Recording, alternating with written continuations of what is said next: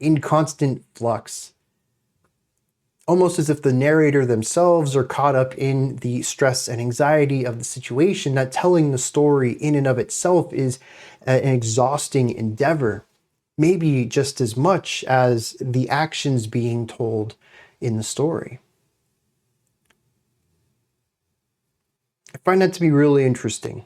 Narrators are typically outside of the song or outside of the story. They speak from a non-existent place, having no connection to the tale itself. Even if it's a flashback where we find out the narrator has been the person we follow all along, it's still something distant to them, not by literal distance, but by time, something that affected them long before. Maybe you might be able to hear a tinge of emotion in their voice as they recount this, but you're not going to hear the same levels of anxiety and stress and tension as if they were still there. And yet we do hear. I don't know how the narrator relates to the story they're telling, but you can feel this. It bleeds through the narrative delivery just as much as it is imparted upon the listener from the rhythmic devices themselves, the constantly shifting time signatures. It is so effective at portraying this feeling of tension. And that's just the rhythmic side. There is also the atmosphere. That's the best word for it, I suppose. It's not really a sense of melody in here. There are melodic motifs. For instance, the very first three notes are just a descending group of three. Dun, dun, dun, dun, dun, dun. Those aren't the same notes, but it's the idea. You start from a higher note, move to two lower, come back to the top. That's how the opening 8 bars of this works. I remember that expanding into the 4 beat as well. 1 note, 3 descending, back up to the highest pitch. But somewhere around the 5, this shifted.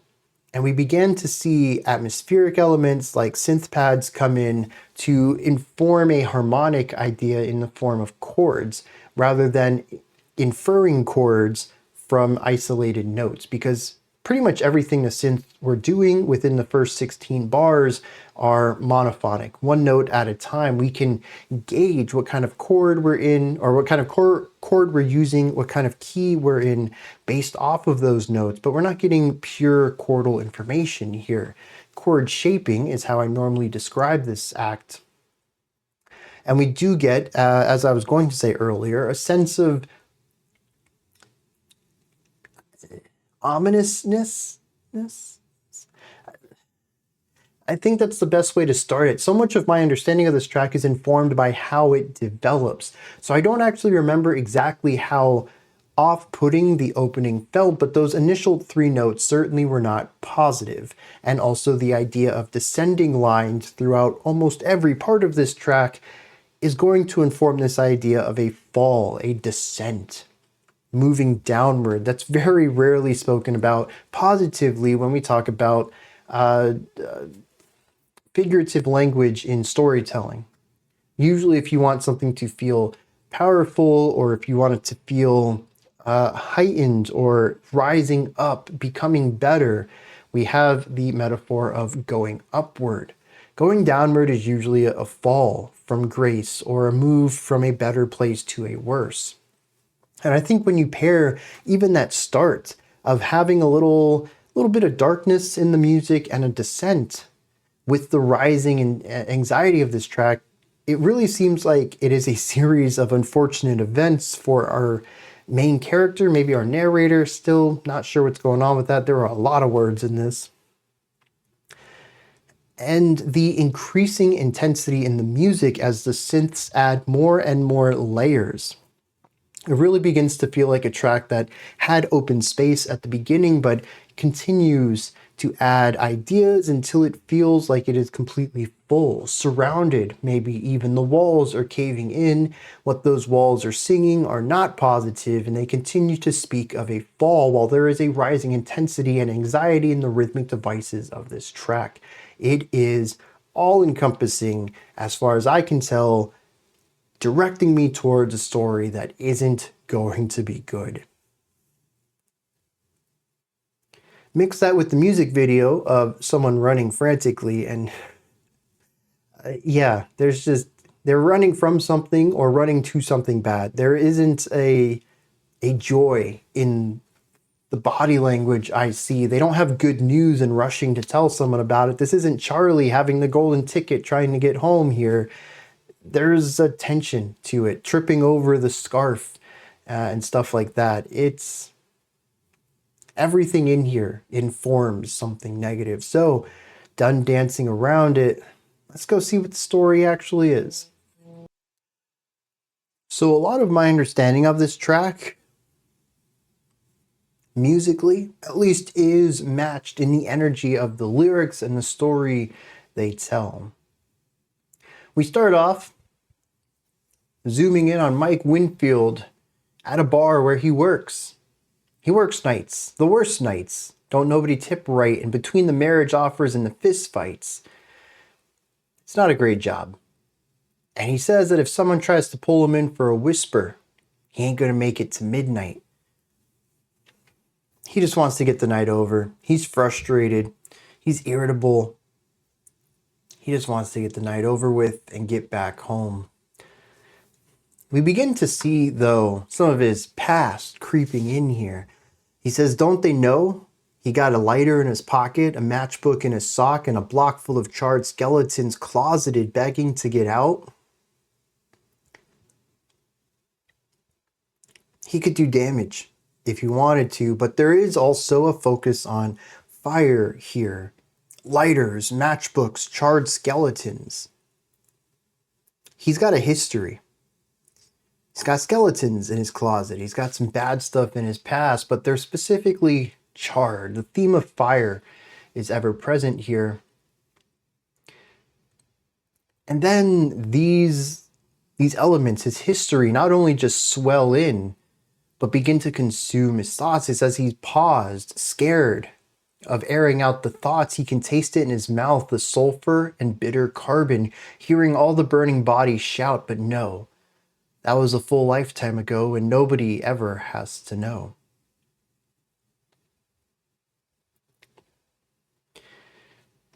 We see this idea of fire popping up. Eventually, we talk about candlelight with a lover, and then ash raining from the sky and a fire down the street as he's walking home from his job.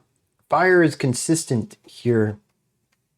I don't know that I would have come to this on my own, but a lot of the annotations for this talk about how this is all setting up the parallels of Mr. Mike Winfield here being an arsonist in the past. But he shows remorse for this.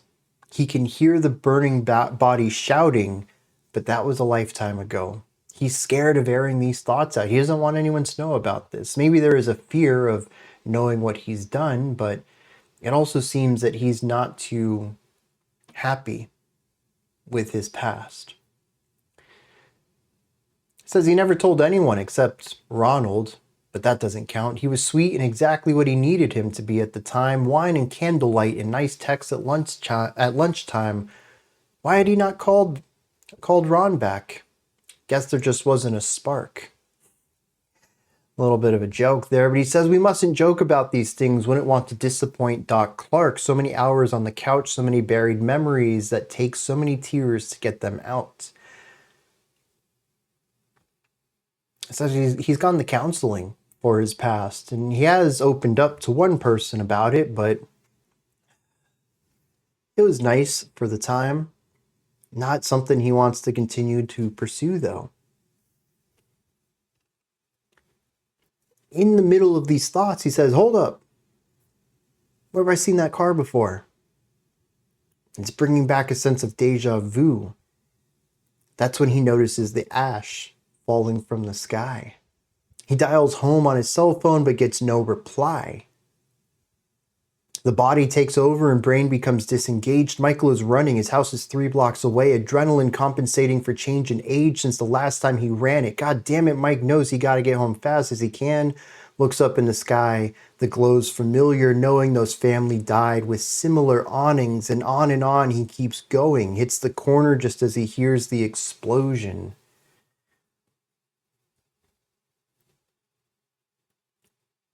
All of this is familiar to him as he has been in arson in the past. What this begins to allude to, though, is the familiar car. The specific dent in the fender, which I think I skipped that line when I was reading the lyrics. Maybe an allusion to the people he worked for. Again, not something I think I'd get out of this myself, but the annotations continue to bring up that Mike might have been in arson for the mob and has tried to get out, and now the mob is retaliating. I still don't read this in the lyrics, but it does make some of this click into place. I don't think it's fully supported, but I think you can get the reading out of the lyrics. Tears run down his face, and there's that familiar taste. He wishes it would take him to another place. His son and baby girl in his home, and he can't believe that it's gone in a cloud of smoke, and he's choking, running forward and hoping against hope that he might find them alive and well, but he knows the results too well. And he knows that he fooled himself. He starts walking to his house, though, says no intent on stopping and letting the smoke take his breath. When someone from the crowd knocks him on his back, he cries out, "Why won't you just let me die?" A tragic story.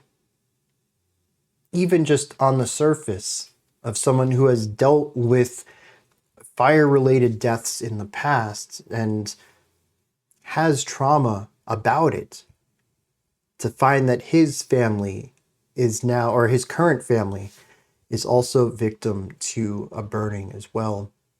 And all he wishes then is to be burned with them. He has nothing more to live for here at the end, and he's denied that. Yeah, dude, this is an anxious, tense track, incredibly tragic. Nothing about it is positive. All the things I said about the music.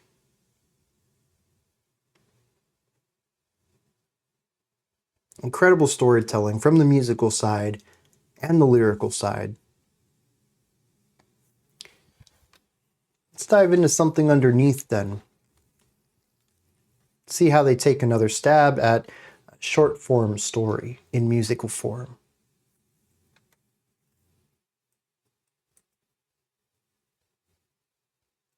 One second.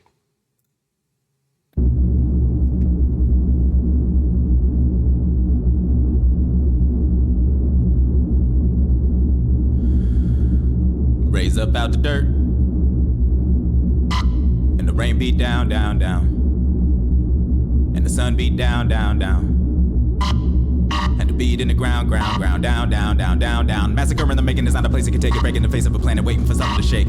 Shake it down, shake it down, shake it down, shake it down, shake it down, shake it down, shake it down, shake it down. Break it down, break it down, break it down. Go down, down, down, down, down. Raise up, how high? Broken middle finger pointing right up to the sky. Broken fist, a hammer hanging right up in the light. Waiting patient for the signal when the time is right to bring it down. They ain't ready for it. Bring it down, bring it down, bring it down, bring it down. Swing it down, swing it down, swing it down, swing it down. Break it down, break it down, break it down. Go down, down, down, down, down. Raise up, birds free words hang like neck on tree, or more like secret on country. Au contraire, more like skin on teeth. Thin veil, don't tell what it don't see. Many, many things are multiplying at the bottom where the base of everything is from. Hot, hit the core, work on the floor, don't stop till it's strong enough to hold the horse. Oh God, air is heavy and wet, sweat, drown, drown, drown, drown. Nobody better make a sound, sound, sound. Break it down, break it down, break it down. Go down, down, down, down, down. To raise up, something is underneath. The weight's off, birds in the trees don't sing. As if the mountain peaks would break off, storms overseas forming. It's on the way, maybe a day off. Call it a reborning. Any living thing that can stave off, surely will be mourning. Core snap like yolk, floor crack like joke. More cat eye open, sky rack like coat. Crust break like bread, dust spread like butter. Four wiggle the horde to make an enemy suffer. Muscle that was forged up in the center of Mother Earth, utterly formless. Pours out from the gutters and bubbles and sputters into a solid and moves quick. Teeth sharp like collar, bone hard like dick. Fuck up all obstacle, obelisk, topple awkward. Down, down, down. And more thick sounding thunder cracks around the world with the force to rack. Brain pain bites like grip. They all trip. Struggle down, struggle down, struggle down, struggle down. Tumble down, tumble down, tumble down, tumble down. Break it down, break it down, break it down. down. Go down, down, down, down, down. Raise up, running through the streets, they don't stop. Cannibal canopy coming to claim the main spot in evolution. Nothing to do with brain, the same thoughts, ascension, ideas, and safety. Saying drop that shit. Drop that shit. What's cooler than being cool? Ice cold. Freeze, I got a feeling to bite, and those spikes break it down, break it down, break it down. Go down, down, down, down, down. Up. Falling is the same as jumping, is the same as waiting for the fall that you all say is coming. You know that you gotta make the call, and if you saying something other than it's time to end it all, then you were playing silly games like there is nothing there to follow. Wallow in the shadow, water where they're dying, always crawls and returning to the birth without the comfortable ball inside a womb. Mother Earth again, she doesn't care. The spell of bodies lying on the shore, and I beg anyone to fall if there is anyone to see the water with animals small enough for them to let it be to feed on pieces of the mall. Whatever's left of all the people once they give up on the rock, 'cause that'll be a lovely treat to everybody that's involved. Lay it down, lay it down, lay it down, lay it down. Keep it down, keep it down, keep it down, keep it down. Break it down, break it down, break it down. Go down, down, down, down, down. Raise up. Something is underneath, the weight's off. Birds in the trees don't sing,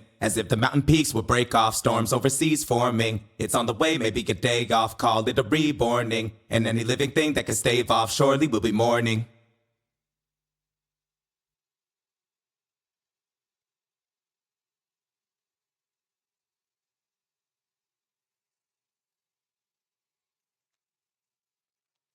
All right.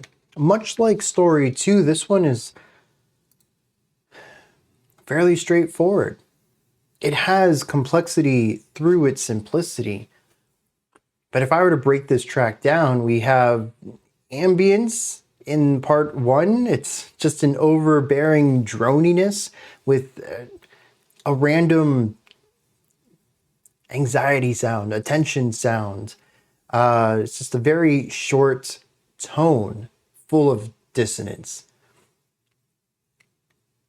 We have the drums that come in, and it's just a lot of tom or some sort of tom-like instrument. It's a lower end drum, more reverberant, not bright like a snare is, more of a rumble that sits underneath the track with a quickly paced rhythm to it. Then we have the vocal stuff on top of that, quickly delivered with a rapid fire element, whether it is one vocalist or being pushed to another. There is a rapidity to it all. It never sits still. It never takes a moment to breathe. It passes it off to another vocal. Granted, it's all David doing it, but another vocal stem, another vocal track. It's just intense. I think that's the only word for it. Eventually, we even ditch all of the instrumentation and then focus just on the vocals, and they can keep the attention through their flow, through the rhythmic devices, through the little bit of melodic component. There is pitch choice in some of these, such as the descending down, down, down. There is a descending element to that. I wouldn't necessarily call this melodically driven rap, but there is a choice of pitch through a lot of this that allows the song to have movement and direction even when there is no instrumentation, even when the rhythmic element is consistent. There is still movement on the pitch-based way of element of the rapping. We slowly build back with the vocals, we put the toms back under it, and that's the song. We get those tense panic chords going on. They're not really panic chords. It's more of it is a chord and it is panicky. It kind of serves a very similar function to panic chords within post-hardcore or metalcore, where you just get those really high-pitched tense dyads that contrast usually like a lower end chugging or something like that. It's kind of funny to find that same element here. It's a very dissonant sound that appears in very short spurts with a lot of space between them. It is once again a track that feels very anxious, very stressed out, very tense. But unlike Story 2, which had all of the time signature changes to it, as well as the layering on the synth side, this actually focuses away from that. This feels more vocally driven than Story 2 did. And Story 2 still had a lot of vocals in it. But a lot of the atmospheric change was done through instrumentation, whereas here a lot of the atmospheric change is done through a reduction of instrumentation. But there is something about the drums. A single tone, lower end, lots of reverb, and a very quick pattern on it to create this constant rumble underneath the vocals. almost as if this was some sort of drive or passion that was pushing the song forward, pushing the narrator to tell this story at the pace that they do. It's their motivation for this. That's what it feels like to me. Maybe that motivation is positive, something they feel they need to get off their chest. Maybe it's something negative, something to run from, something to evade. Regardless, it does feel like it is what drives the vocals through a lot of the sections.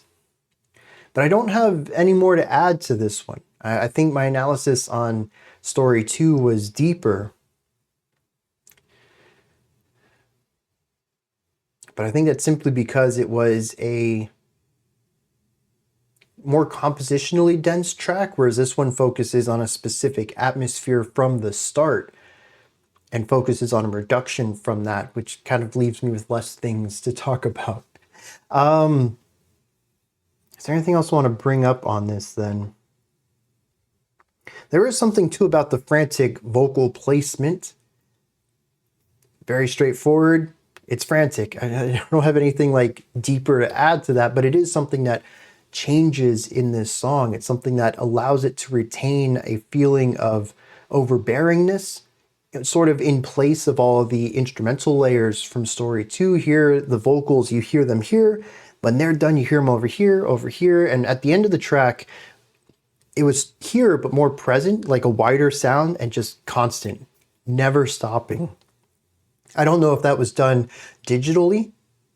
You know, you record this in one take, you record this in one take, this one, I guess one breath, and then you just run them all together. Or if David can literally drop, well, I guess it was only like 20, 25 seconds, maybe tops. That's doable. I mean, you'd still have to build up to that.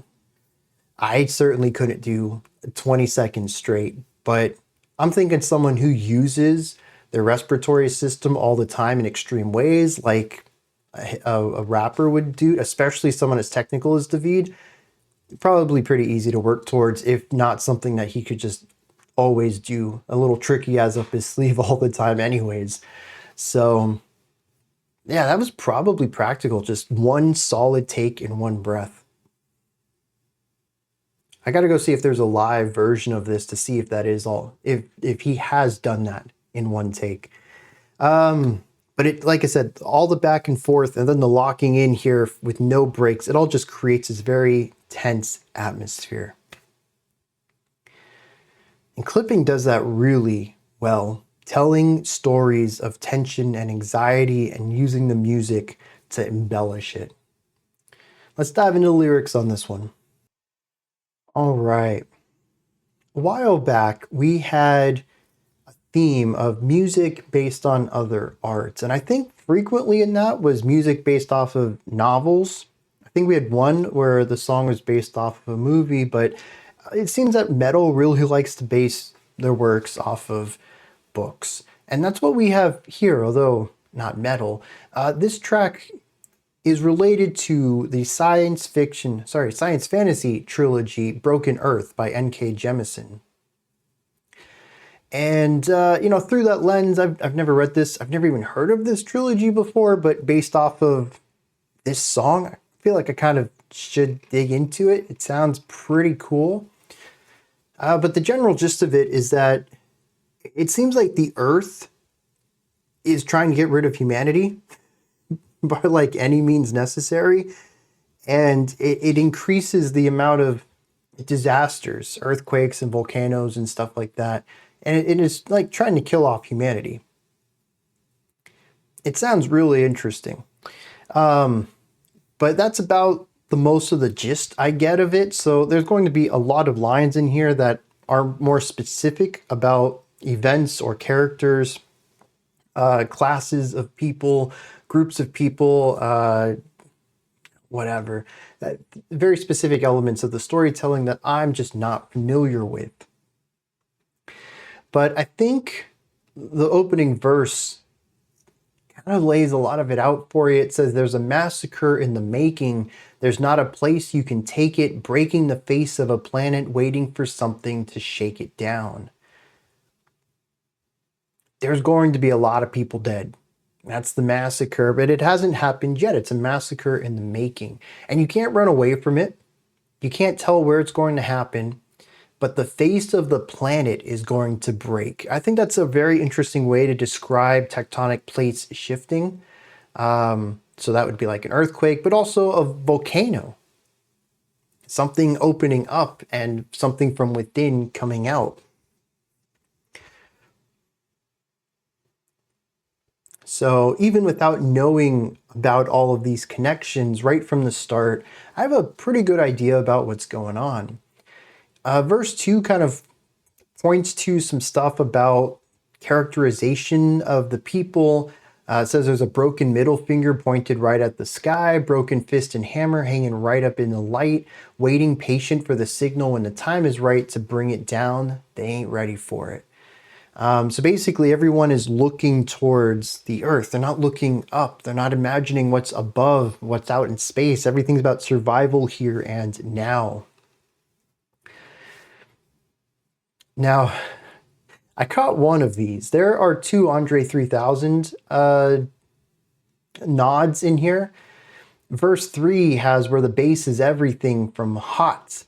And later on, we're going to see the line. The one that cracked me up was what's cooler than being cool?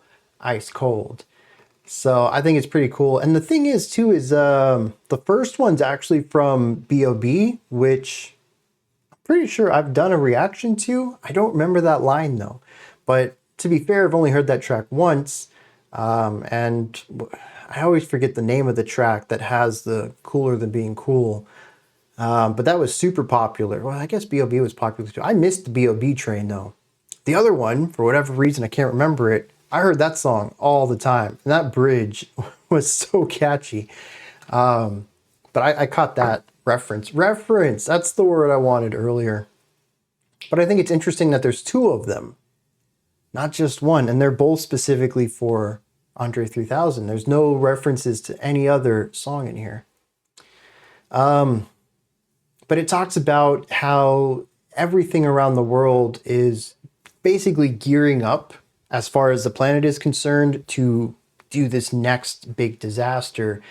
And it says there's little things happening everywhere. And we just have to wait for it. It says that the air is heavy. And we nobody better make a sound or else it will break it down. So we're just kind of waiting for this big thing to erupt. The chorus kicks in and says something's underneath, the weight's off, the birds in the trees don't sing as if the mountain peaks would break off, storms overseas are forming, it's on the way, maybe a day off, call it a reborning. Any living thing that could stave off surely will be in mourning. I think it's interesting to rhyme mourning with reborning, which is, not a real word. I think the proper term there would be rebirthing. But it's not necessarily to be born again.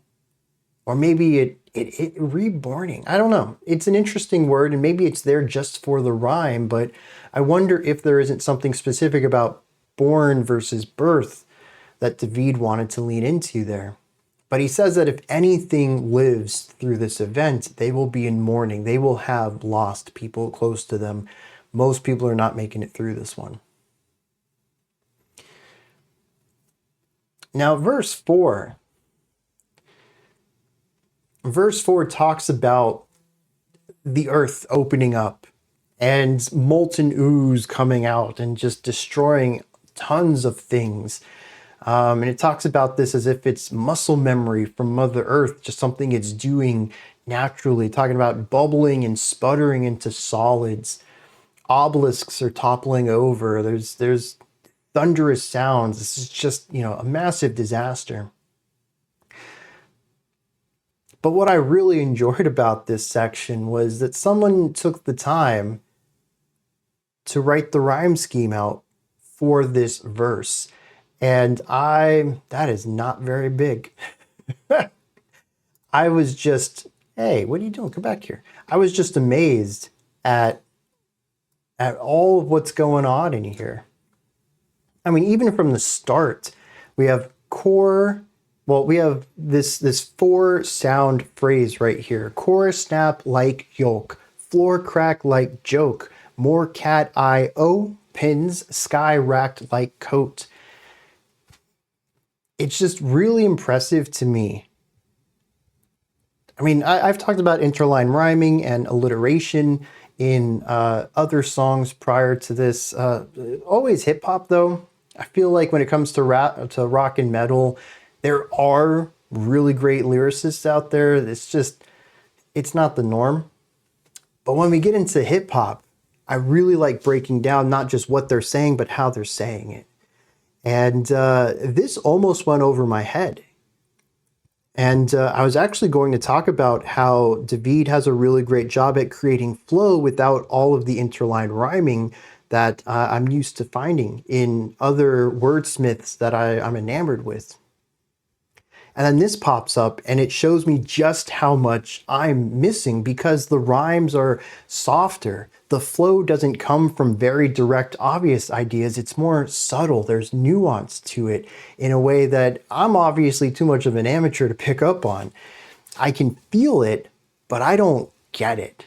Not like this. This is really incredible to see all of this. And what I really like is towards the middle, we have a shift up to where the yellow ones come in. And we have some we have a few purple ones that come in here to introduce something that we're going to see moving forward. The or sounds, that long O with forward and horde and forged coming from the beginning of the track with core and floor and more.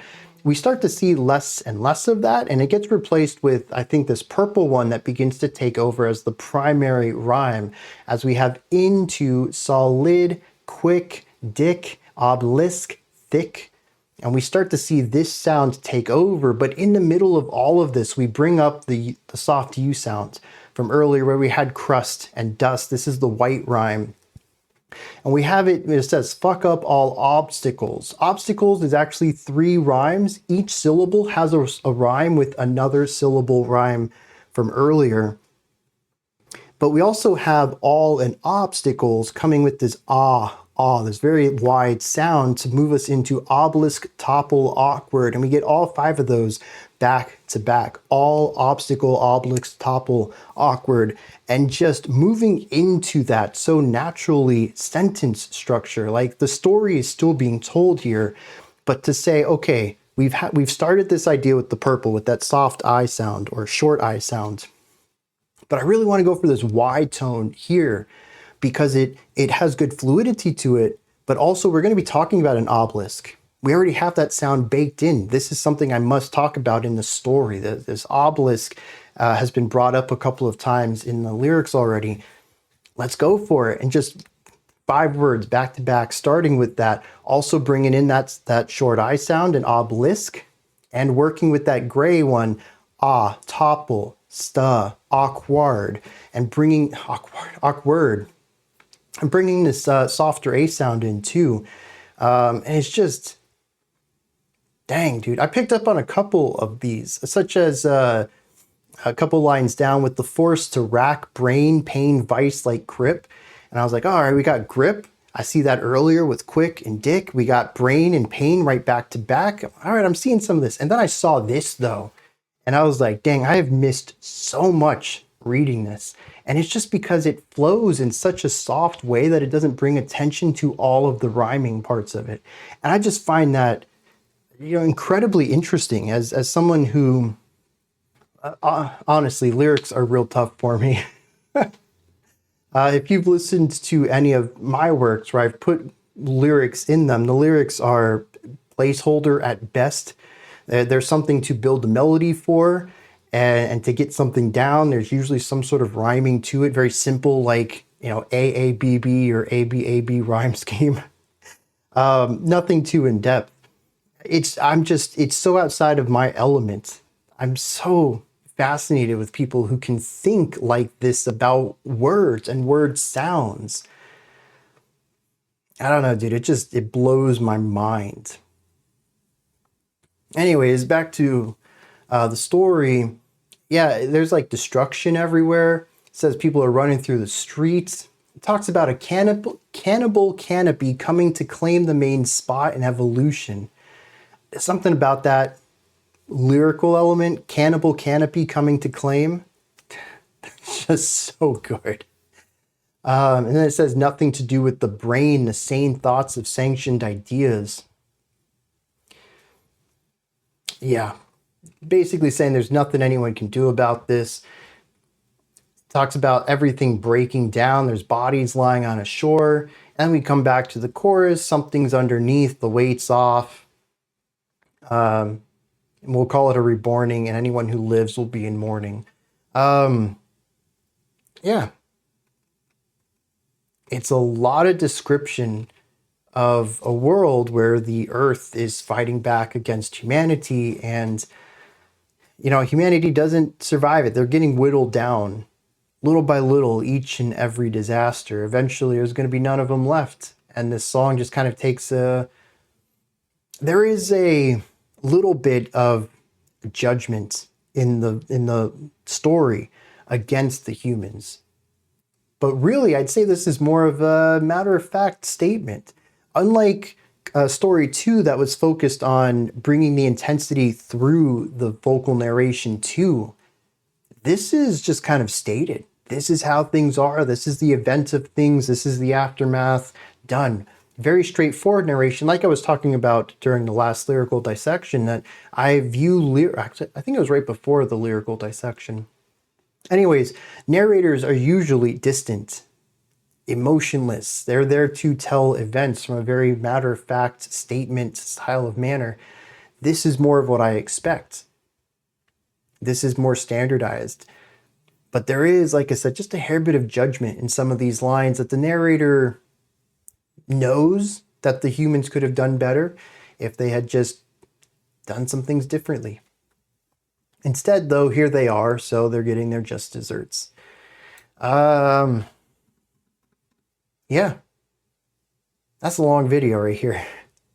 Which is typical, man. David and his lyricism. There's always stuff to talk about. This is going to wrap it up. My thoughts on clipping, story 2, and something underneath. What do you think of this track? Of these tracks, is there anything you'd like to add on to what I said or correct me on? Do you have your own thoughts, opinions, perspective on any of this? Let me know. Put all of that and anything else you'd like to add into the comment section below. Above that, in the description box, you'll find a link to Linktree. Takes you here. You can find links to my music, ways to support the channel, a link to the Discord server, and so much more. Above that, if you could, like, subscribe, and ring the bell. I greatly appreciate all 3 of those. That wraps it up for today. I'll be back tomorrow, though, 5 p.m. Eastern Standard Time, 10 p.m. UTC as usual. Until next time, remember to be critical, not cynical, of the music you listen to, and have a fantastic morning, afternoon, or evening, whenever you choose to watch my videos.